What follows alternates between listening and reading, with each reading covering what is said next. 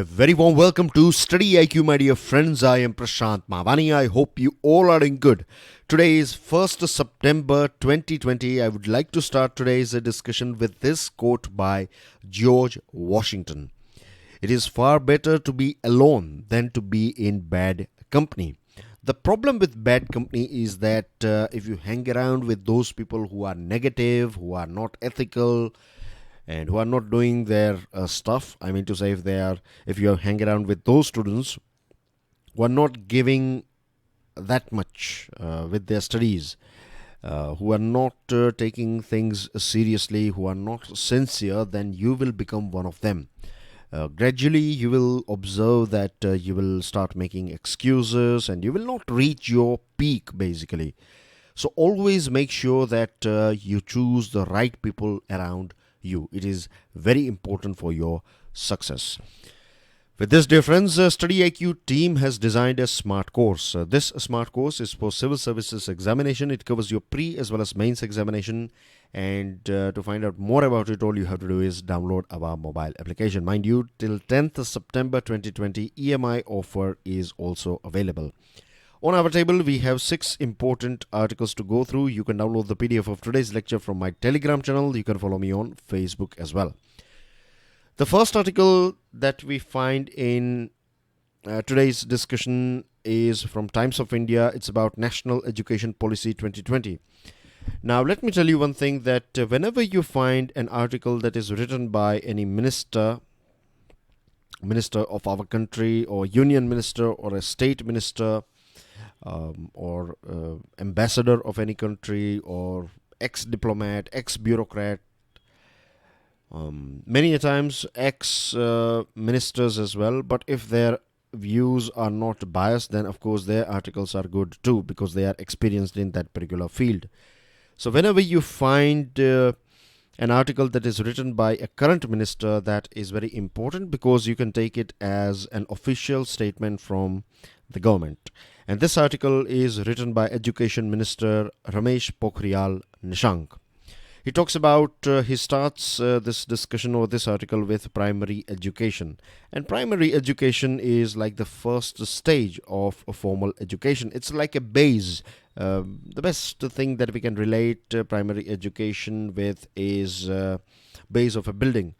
So as we all know, right, that if a building's base is weak, then that overall building is going to be weak.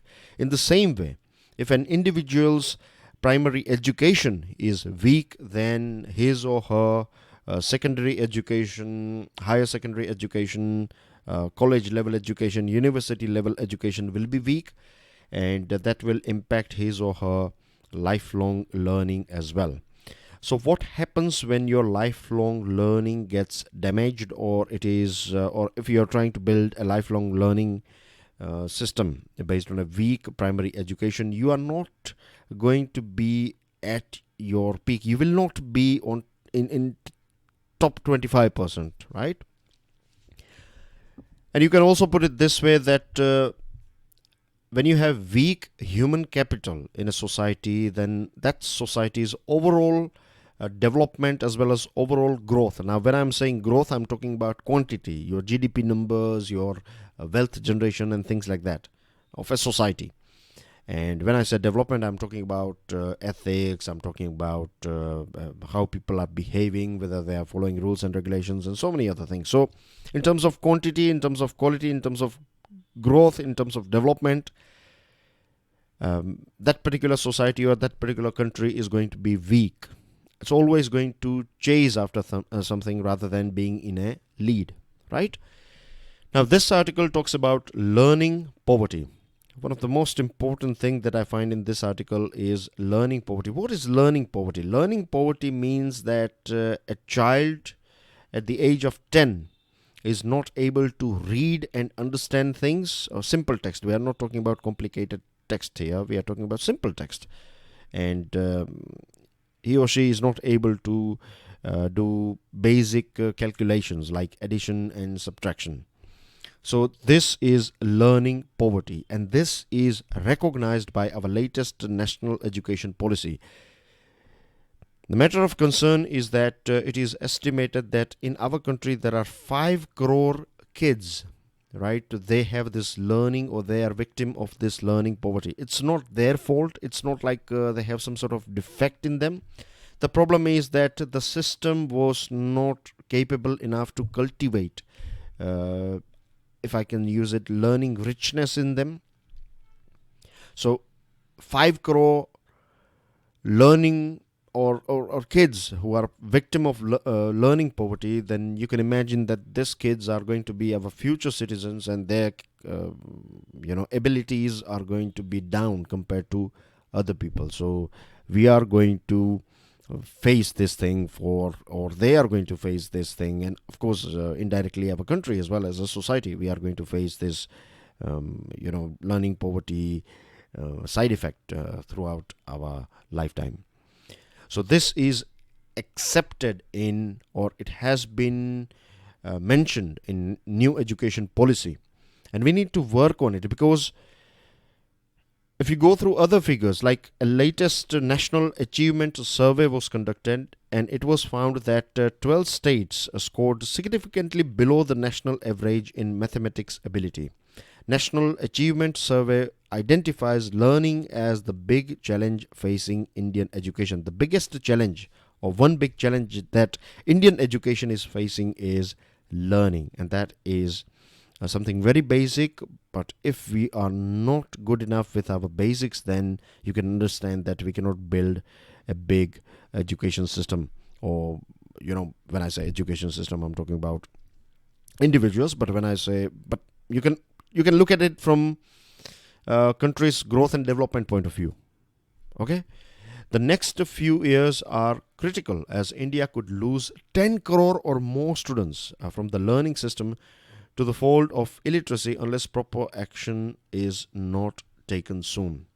We know about 5 crore kids, and if we don't do anything, then this figure can go to up to 10 crore or more than that as well. And this is something that we cannot allow at all.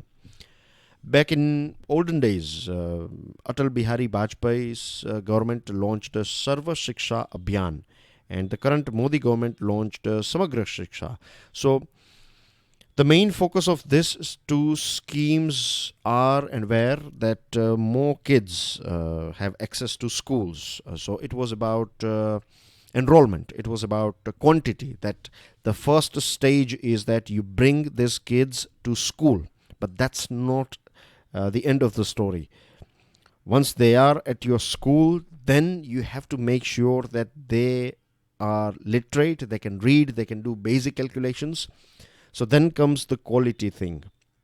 So one of the fundamental principles of NEP, that is National Education Policy 2020, is according the highest priority to achieving foundational literacy and numeracy by all students by grade 3, and the target is by 2025.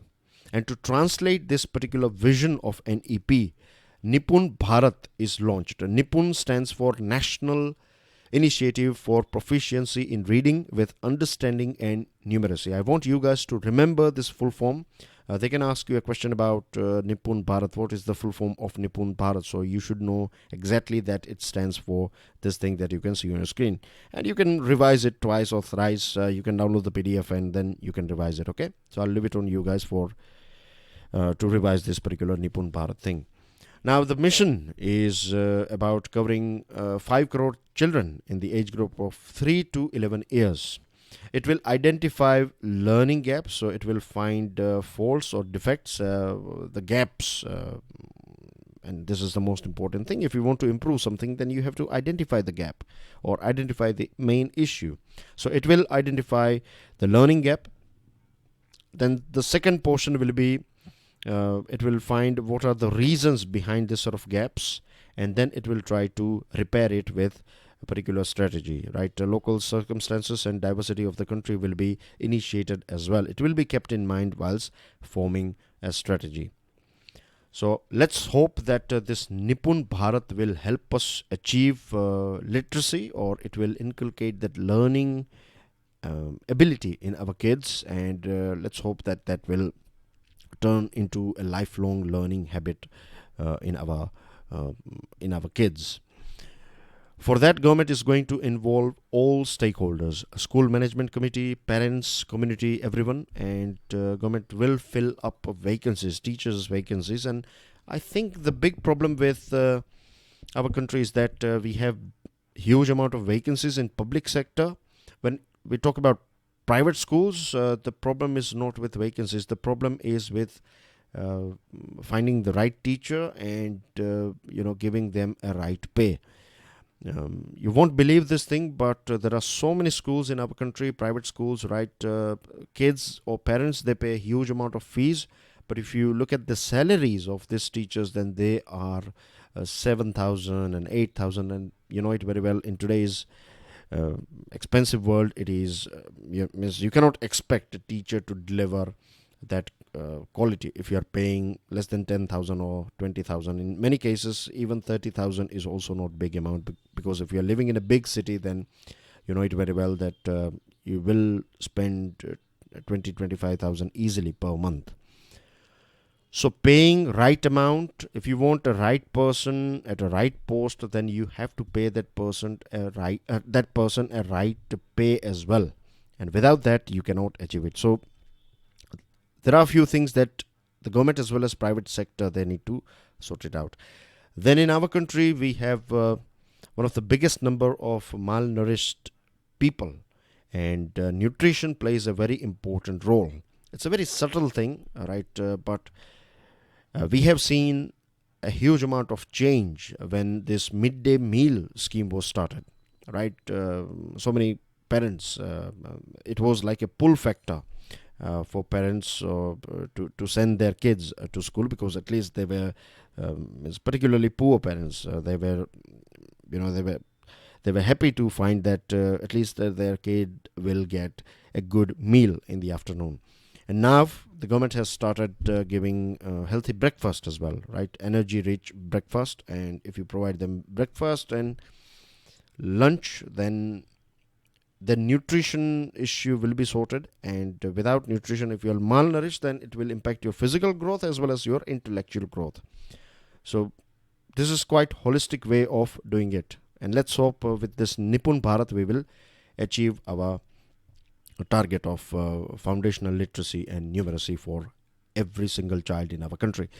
Dear friends, please make sure that you share this lecture with other students. Hit the like button if you have learned something from today's discussion, and please don't forget to subscribe to our YouTube channel. If you have already subscribed, then can I request you guys to share this lecture with 3 more students. Now we have 2 articles about Prashant Bhushan's contempt of court case. The first one is from the Hindu, and I have one more from Indian Express. So let's go through this one first. Supreme Court has finally imposed a nominal fine of just 1 rupees of on this. He's an activist as well, activist advocate, Prashant Bhushan.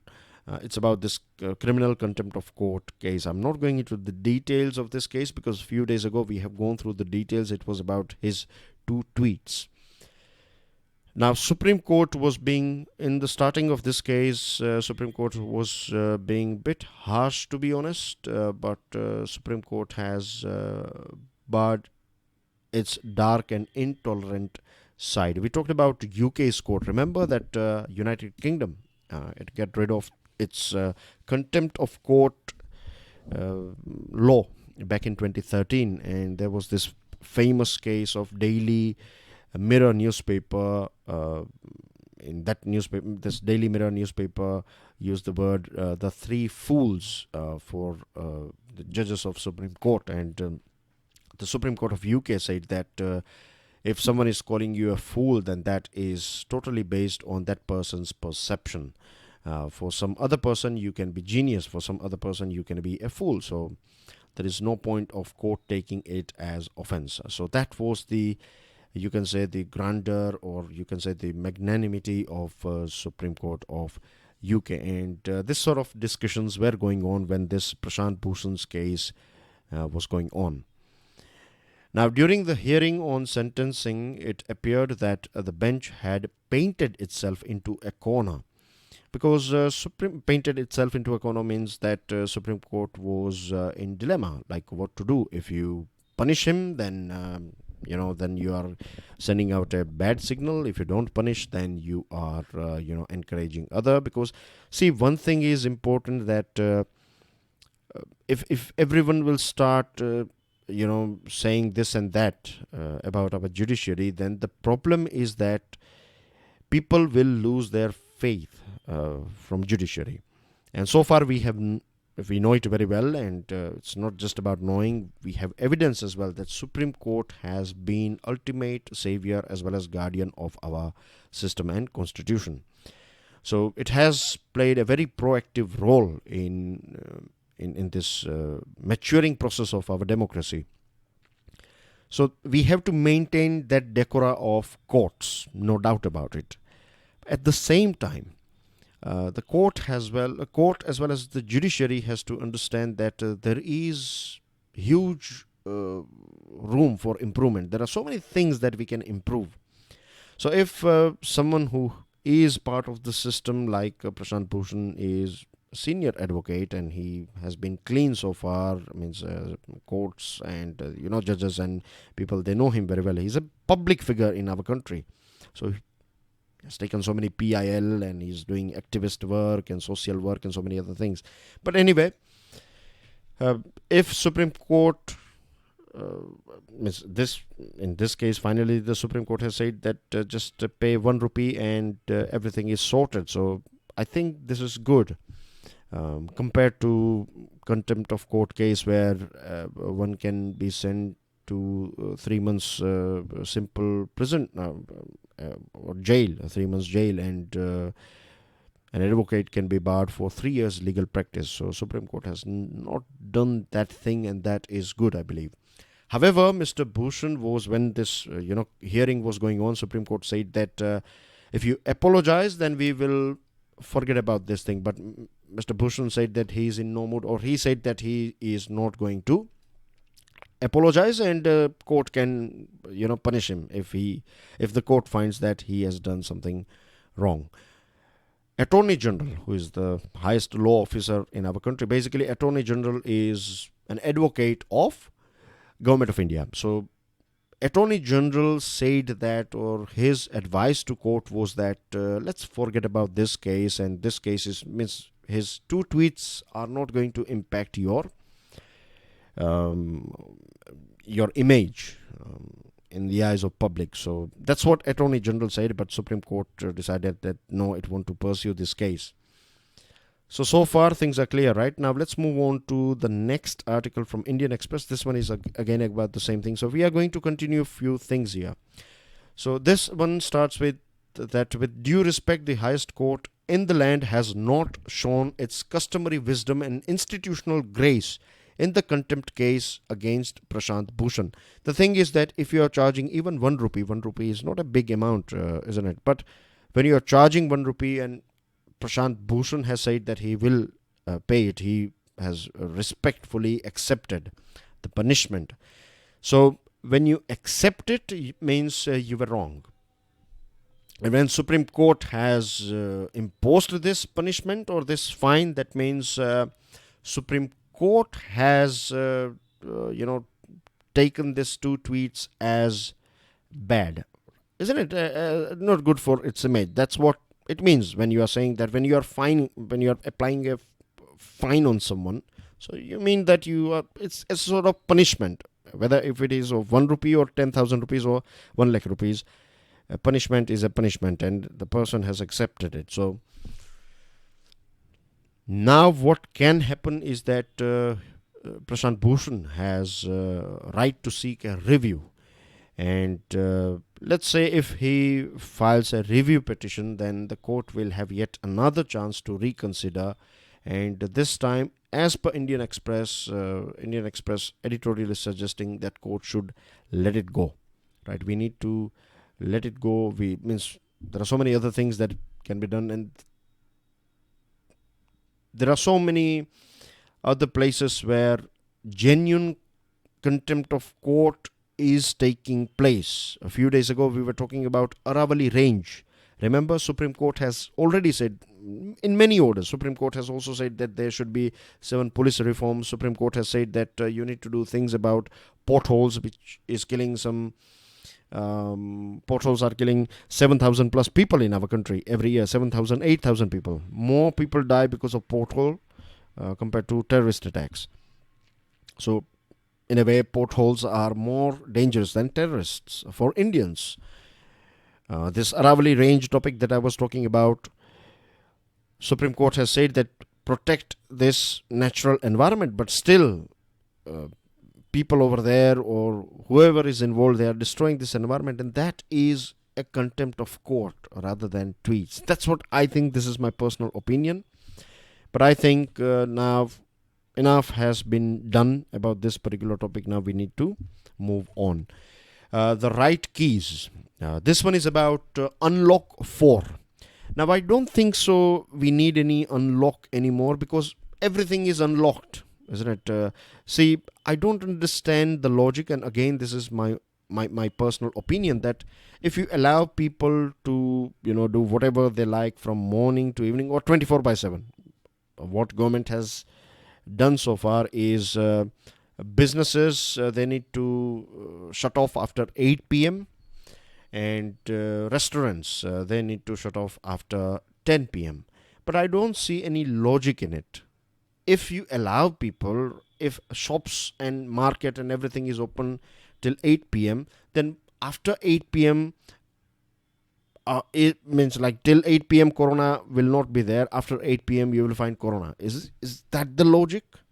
If you allow restaurants to open till 10 p.m., then those people who are going out, who are hanging around, who are gathering in crowds, of course they are in fault, because if they don't take it seriously, means government has to do something about it.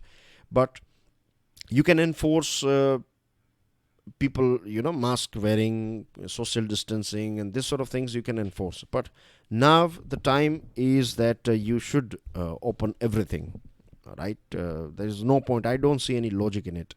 And here you see in our country, you know it very well, that when only 50 people were allowed to be a part of a marriage ceremony, then as well, I know it, right? 75, 100 people easily. They used to take part in these hotels and restaurants and other places, party plots where marriages are conducted. And now government has said that gathering is allowed, but not more than 100 people. So again, I don't see any logic. If you have 100 people, that is a big crowd in itself. So if there are few people who are infected with corona, then God save other 99 or 90 people. Daily infections are scaling new highs. Our rate is faster than USA and Brazil. So what we need is rigorous infection control. And I think, as far as I know, the best thing that we can do is social distancing, wearing a mask, making sure that you follow hygiene standards, and making sure that if means testing is one of the most important thing, that we need to test more and more people. Proper testing should be conducted. Worryingly, many lockdown wary people have begun to disregard safety norms, abandoning masks and distancing norms. I see so many people in news channels in my city as well. They are not wearing masks. They are not now that those social now people have started shaking hands as well. Rather than doing namaste and being like contactless, people have started shaking hands. Now people are not that much afraid. I'm not saying we should be afraid, but I think we should be careful, right? Being afraid is a different thing. Being careful is a different thing. So we need to be more careful. And there are some scientific models. They are saying that we have 3.6 million cases or 3.6 million plus cases in our country, but actual number can be 10 times more. It could be 30 million cases in our country. That's what scientists are saying. Now, this reminds me of those analysis of March and April time, when scientists were saying that we will see 50,000 plus cases in India by July and August. And they were not wrong, to be honest. They are right totally. We have just touched 80,000 cases in one single day. So this is something that we have to work on. Unlock is not going to be that helpful. I think more awareness, more awareness and inspiring and nudging people, through which we can, government should nudge people so that they will change their behavior. That is the thing that we need to do. This article is written by former Union Environment Minister. Again, a very interesting article, and the name of the writer is Jayanthi Natarajan. Her article is precise about one thing, that environmental issue should not be politicized, right? It will make environmental issue unproductive and unacceptable. Environmental issue is global. That's what I think. Individually, we are responsible for the bad environment or this climate change. And we cannot just, like, if we are not getting enough rainfall, that is not just because of India. There are other countries who are destroying environment, and that is, we are all part of one system. So if someone is, let's say if Brazil is destroying Amazonian forest, then that is not just going to impact people of Brazil. It is going to impact every one of us. So we have to understand that when it comes to environment, we cannot have political boundaries, we cannot have political party boundaries, and we cannot have any sort of country boundaries. We should take it as an issue that is associated directly with our life, as well as people, as well as living creatures on this planet.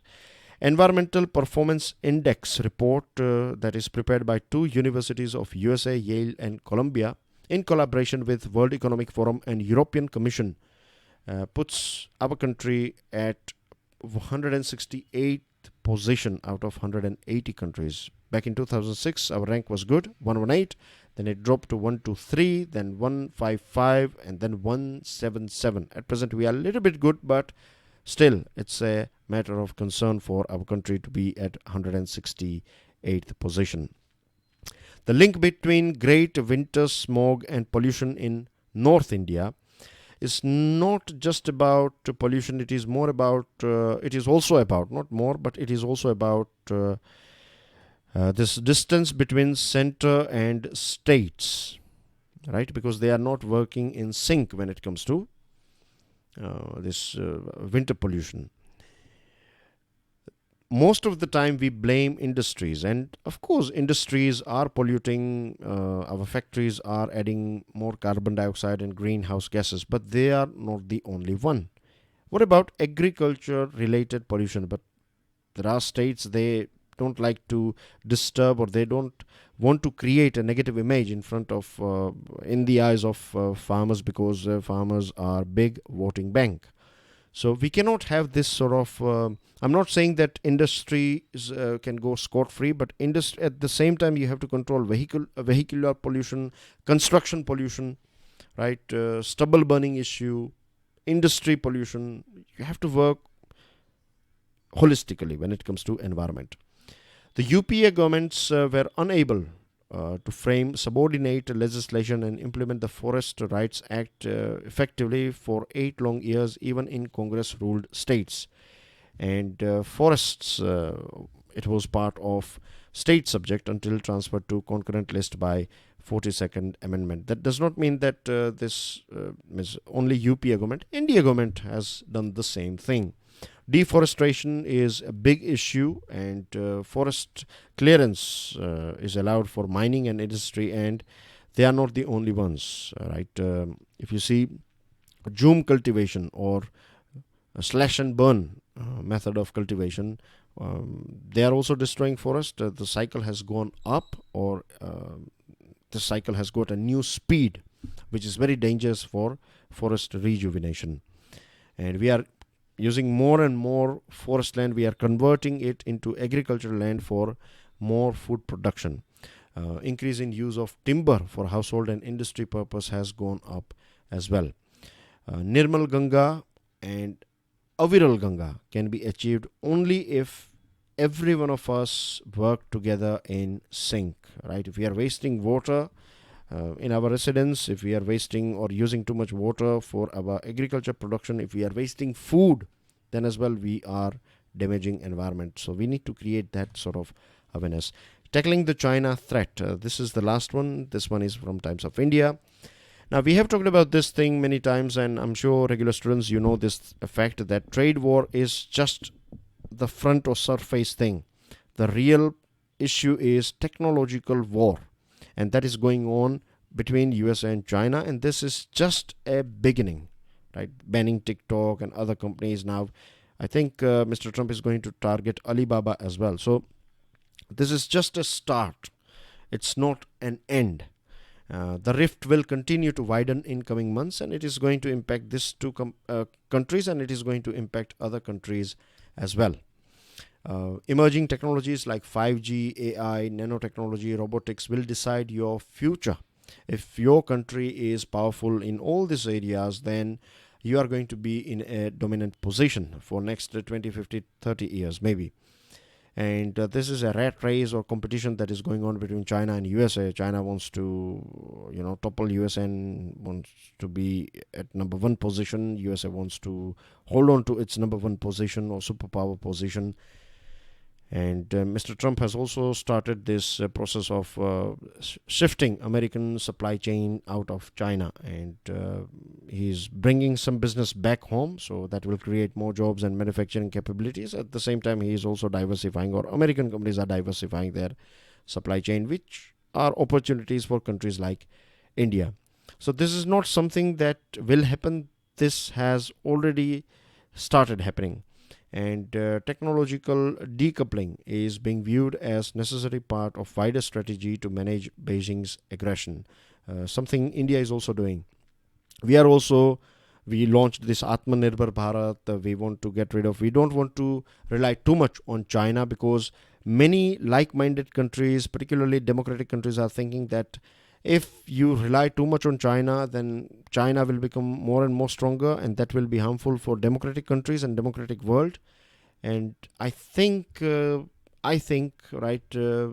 countries are right, because you see, China was not that wealthy a few years ago, like 2 decades ago. But now you see China is wealthy, and you can see how China is misbehaving with countries like India and other countries. So just imagine if China will become more advanced in 5G, nanotechnology, and other latest fourth industrial revolution technologies, then it will nearly conquer or control the whole world. And this is something that we cannot allow to take place. So that's basically everything about this article. And here are a few news items. It's very sad that Pranav Mukherjee is no more between us.